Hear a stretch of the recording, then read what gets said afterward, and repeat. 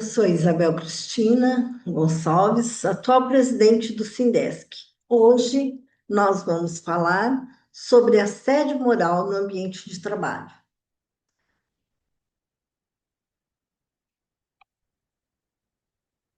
Então, tratando-se de assédio moral, com quem trabalha na área de saúde, a gente poderia dizer das seguintes questões: que o assédio moral e a violência estão cada vez maiores no ambiente de trabalho, que aumenta o número de adoecimentos e suicídios, afastamentos no decorrer do seu trabalho por conta do assédio, do bullying e atitudes violentas.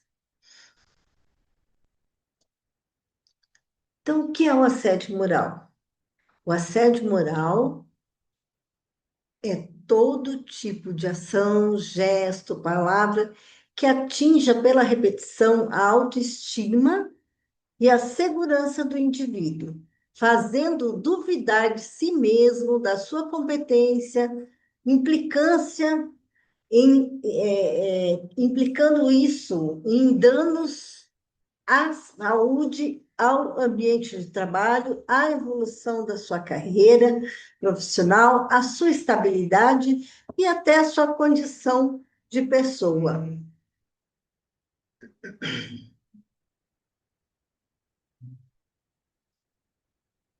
Rebaixamento moral, vexame, afronta, ultraje, ato de efeito de desqualificar, humilhar, tornar humilde, vexar, rebaixar, oprimir, abater, são todas essas questões que se referem ao menosprezo, de soberba, desdenhar, isso tudo se caracteriza como assédio moral. E o assédio moral, ele é bastante caracterizado pela sua repetição.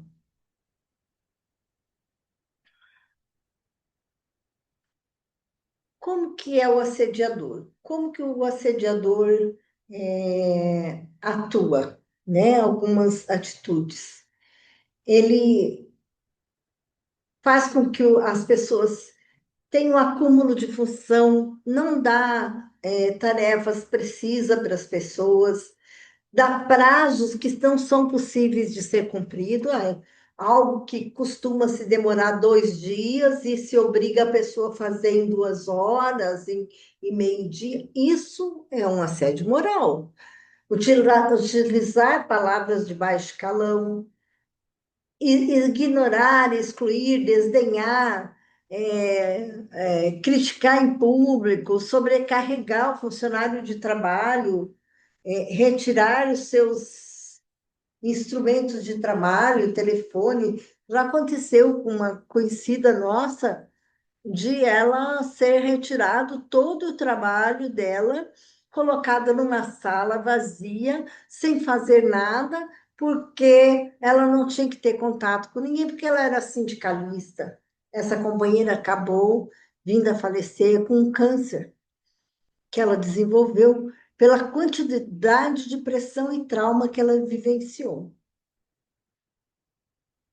Formas de pressão e controle, vigilância constante do trabalho, marcação do número de vezes que vai ao banheiro.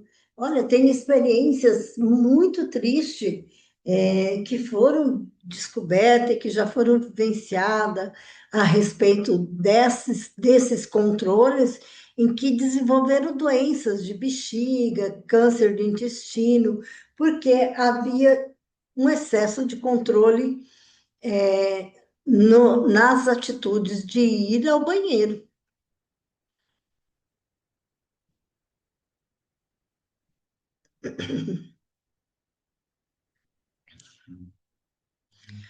A humilhação prolongada, ela tende a interferir na vida do trabalhador de modo direto, compreendendo sua identidade, dignidade, relações afetivas. Então, gente, às vezes você está vivenciando um problema na família, você está tendo conflitos dentro de casa, e, na verdade, aquilo vem desenvolvendo de um assédio, ou de um bullying, ou de alguma forma de violência que você está vivendo dentro do trabalho.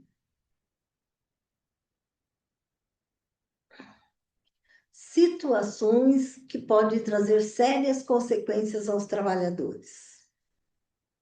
Então, estas situações, o que desencadeia em nós?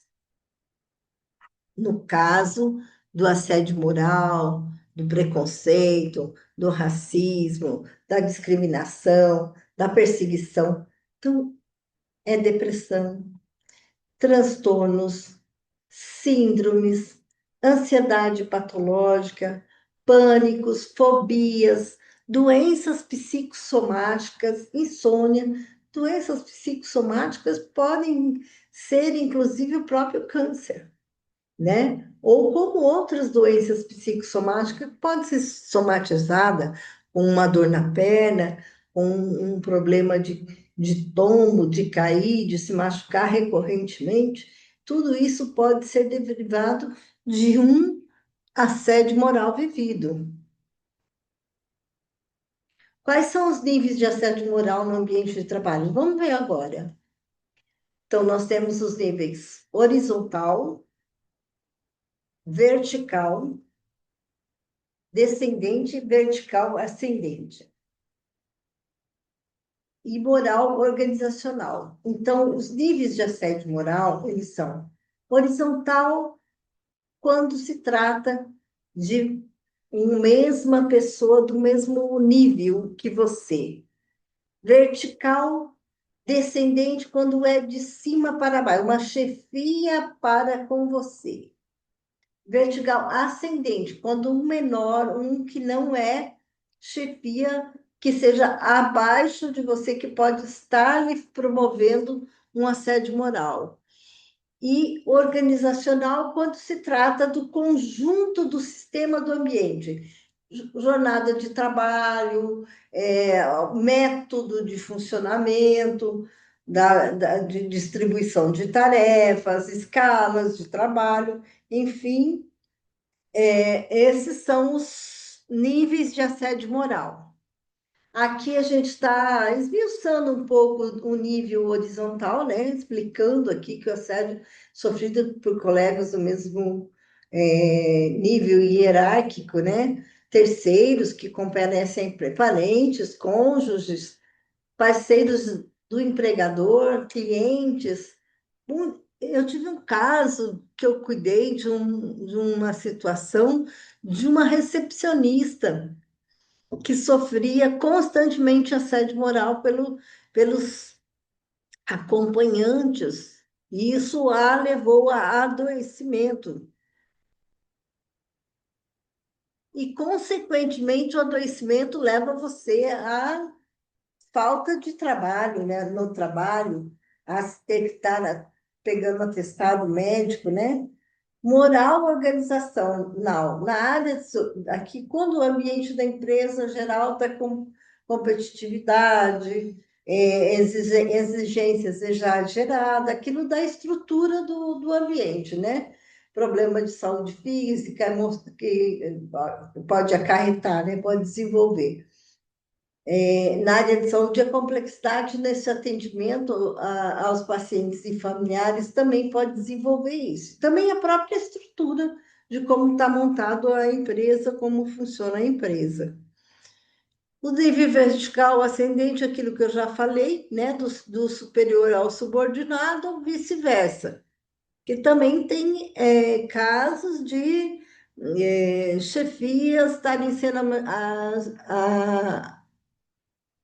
sofrendo assédio moral por um coletivo, de um grupo, de um posto de trabalho, coisa assim. É mais difícil, mas acontece. Normalmente, o mais recorrente é da chefia para o seu subordinado.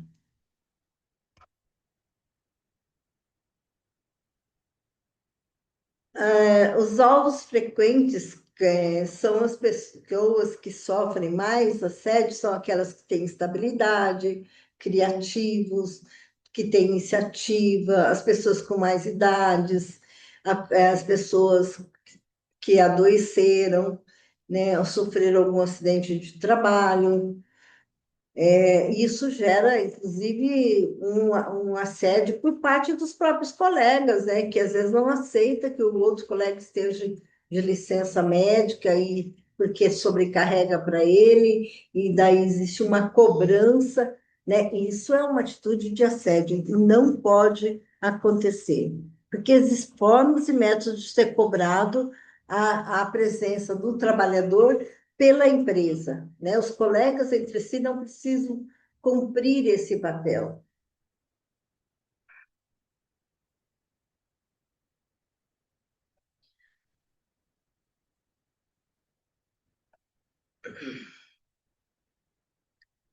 De acordo com denúncias feitas para nós, os sindicatos, federações, é comum um adoecimento e aos adoecidos e acidentados a ridicularização da doença, menosprezo, sofrimento, controle de ida ao médico.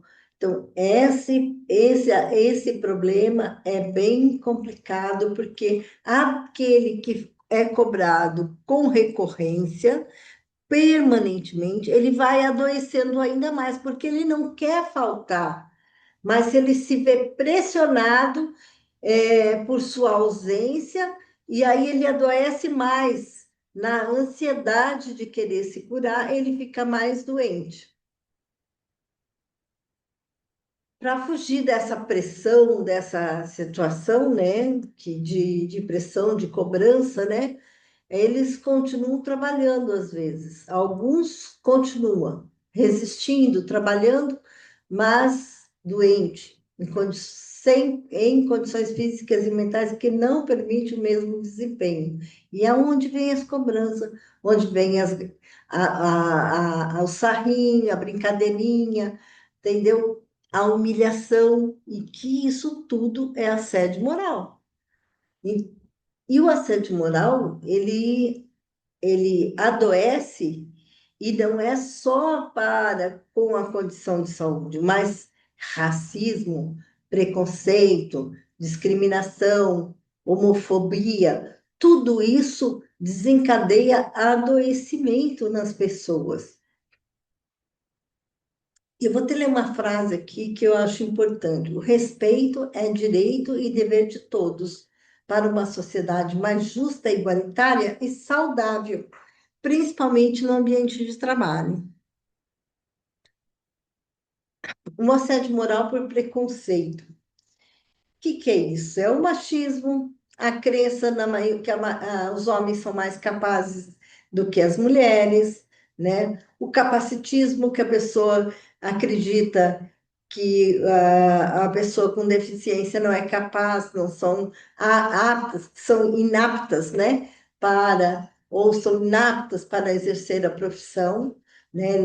A pessoa não consegue ter, às vezes, uma visão da necessidade de inclusão, e não de ter uma visão capacitista, mas incluir, acolher, ser solidário, né? Racismo, né? Racismo que determina que são superiores. Então, os brancos são superiores aos negros. Essa crença distorcida, constituída a partir de toda uma escravidão que se constituiu nos seres brancos, que se acham superiores, raça superior, né? É, Hitler matou muitos em nome de achar que tinha que existir uma raça ariana. Não, nós somos todos iguais, né? Independente da nosso tom de pele, né? Somos todos humanos, e temos que ser solidário e não humilhar as pessoas por sua condição de saúde, de tom de pele, de local, de onde enfim, na sua condição de ser feminino ou masculino, né? Isso tem que ser eliminado dos nossos comportamentos.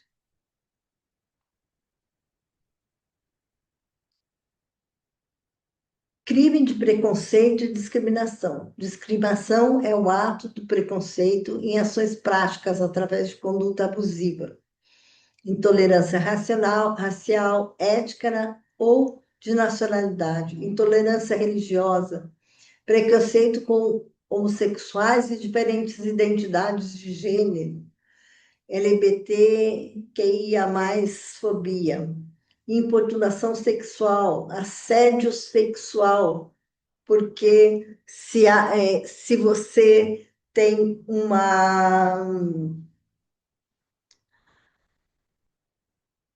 condição de beleza, tá? E você se relaciona dentro do local de trabalho com um chefe que seja masculino, e este se acha no direito de lhe assediar, isso é crime. Todas essas formas de preconceito, racismo e discriminações, elas são hoje crimes, são passíveis de serem punidos. Síndrome de burnout. Então, é para onde vai aquele adoecimento que você vai acumulando, engolindo no seu local de trabalho. A síndrome de burnout é insidioso. A evolução do quadro é paulatina e, pouco a pouco, os sintomas vão surgindo, oscilando com intensidade variável. Há uma tendência em negá-lo. No começo, as pessoas não querem aceitar que estão adoecendo, né? O próprio paciente nega a aceitar as diferenças que os outros observam nele. Portanto, a síndrome é notada primeiro pelos companheiros. Então, às vezes, os companheiros percebem. Uns são solidários e tentam ajudar, outros não são solidários e afundam a pessoa ainda mais naquela condição do que ela está vivendo. Existe uma fase irreversível. Entre 5 e 10% dos pacientes com essa síndrome adquirem gravidade tal que resulta em irreversível se não deixar o trabalho. Então, aí vem a necessidade de um afastamento, uma aposentadoria compulsória, porque a pessoa adoeceu de tal forma que ela não consegue mais produzir no trabalho. Recebi problemas aqui no Sindesc de pessoas que não conseguiam mais voltar ao trabalho, e se falasse para entrar com uma ação na justiça para reverter o caso, a pessoa começou a chorar que não colocaria o pé dentro daquele local de trabalho mais. Então, você vê o grau de adoecimento em que a pessoa se encontrava em função do assédio vivido. Aqui, ainda falando do síndrome de burnout, né, vamos falar dos níveis, né? Falta de vontade, de ânimo ou prazer de ir trabalhar, dores nas costas, pescoço, coluna, diante da pergunta: o que você tem? Normalmente a resposta é: não sei, não me sinto muito bem, estou cansada. Já num segundo momento, começa a deteriorar o relacionamento com os outros. Pode haver uma sensação de perseguição, que todos estão contra mim. Aumenta o absenteísmo e a rotatividade do emprego. Então, a pessoa começa a ou aparecer com atestados, ou pedir a conta, ir para outro emprego, e assim não consegue se estabelecer. Um terceiro nível é a diminuição notável da capacidade ocupacional. Pode começar a aparecer doenças psicossomáticas, tais como alergia, psoríase, picos de hipertensão, toda forma de adoecimento, até um câncer, como eu falei, tombos repetitivos, fragilidade nos pés ou nas mãos, né? Nessa etapa se começa a automedicação, que no princípio tem como efeito placebo, mas logo em seguida requer doses maiores. neste nível tem se verificado também o aumento da ingestão alcoólica. Então, aqui nesse nível, onde começa a aparecer alcoolismo, uso de medicamentos excessivo, descontrolados, é onde vem uma parada cardíaca, onde acontece uma morte ou considerada até um suicídio por ingestão de medicamentos, né? Então, é uma fase bastante difícil para a superação. O quarto nível, essa etapa se caracteriza pelo alcoolismo, drogadição, ideias, tentativas de suicídio, podem surgir doenças mais graves, como câncer, isso que a gente estava falando há pouco, no acidente vascular, derrame e outras coisas, né? Então, essa terceira e quarta fase são os momentos mais difíceis para serem superados. Então, a nossa intenção dessa palestra é divulgar cada vez mais que é preciso denunciar. Só será possível mudar a realidade se houver denúncia, né? O dirigente sindical, ele não pode estar dentro do local de trabalho, até porque são empresas particulares, mas você pode entrar em contato com o sindicato, você pode denunciar e você pode ter o apoio do sindicato no processo de denúncia. Então, aqui a gente fala dos locais que você pode denunciar, na CIPA, no sindicato, no Ministério Público do Trabalho, na Secretaria de Trabalho.